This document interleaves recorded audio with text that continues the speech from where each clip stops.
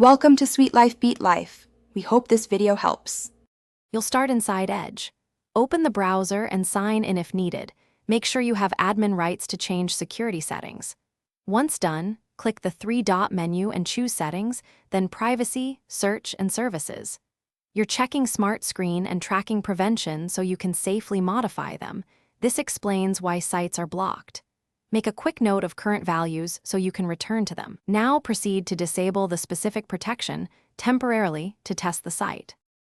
You'll now change the protections that commonly mark content as unsafe. First, under Security, toggle off Microsoft Defender Smart Screen temporarily so you can verify the site loads. This isolates the cause. Next, go to Site Permissions and check pop-ups and redirects plus JavaScript. Allow the specific domain if it's blocked.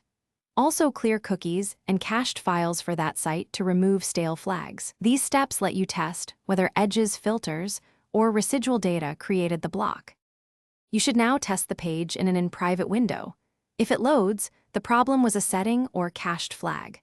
Make sure to re-enable Microsoft Defender Smart Screen to keep overall protection, then add the safe site to exceptions so Edge won't block it again. If blocking continues, inspect Windows Defender Quarantine or your antivirus logs and restore the item if it's false positive. As a final troubleshooting tip, reset Edge to default settings only after backing up bookmarks.